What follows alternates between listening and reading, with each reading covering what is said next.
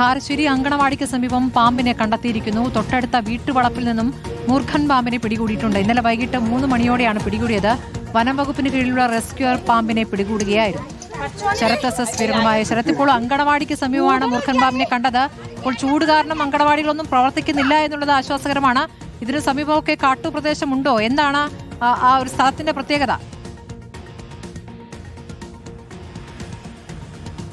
സ്മൃതി, അതായത് അംഗൻവാടിക്ക് സമീപമുള്ള വീട്ടുവളപ്പിൽ വെച്ചാണ് പാമ്പിനെ പിടികൂടിയിരിക്കുന്നത്. മൂർഖൻ പാമ്പിനെയാണ് പിടികൂടിയത്. അതായത് നിലവിൽ പറയുന്നത് പോലെ ചൂട് കാരണം അംഗൻവാടികൾക്കൊക്കെ അവധി നൽകിയിട്ടുണ്ട്. പക്ഷേ ഈ പ്രദേശങ്ങളിലൊക്കെ തന്നെ പാമ്പ് ഉണ്ടാകുന്നു എന്നുള്ളത് ആശങ്കപ്പെടുത്തുന്ന കാര്യം തന്നെയാണ്. എന്തായാലും മൂർഖൻ പാമ്പിനെ പോലെയുള്ള വിഷമുള്ള പാമ്പുകളാണ് ഈ ഭാഗങ്ങളിലൊക്കെ തന്നെ കണ്ടെത്തുന്നതെന്നും മറ്റൊരു പ്രധാനപ്പെട്ട കാര്യമാണ്. എന്തായാലും ഇപ്പോൾ പാമ്പിനെ വനം വകുപ്പിൻ്റെ ഒക്കെ തന്നെ റെസ്ക്യൂർ എത്തി പിടികൂടിയിട്ടുണ്ട്, ഇവിടെ നിന്ന് മാറ്റിയിട്ടുണ്ട്.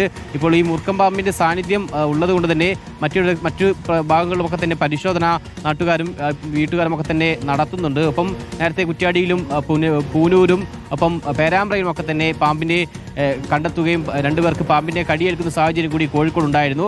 അതിനെല്ലാം പുറമെയാണ് ഇപ്പോൾ ഒടുവിൽ കാരശ്ശേരിയിലും അംഗൻവാടിക്ക് സമീപം പാമ്പിനെ കണ്ടെത്തിയിട്ടുള്ളത്. കാരശ്ശേരി നെല്ലിക്കാപ്പറമ്പ് അംഗൻവാടിക്ക് സമീപത്താണ് ഇന്ന് പാമ്പിനെ കണ്ടെത്തിയത്.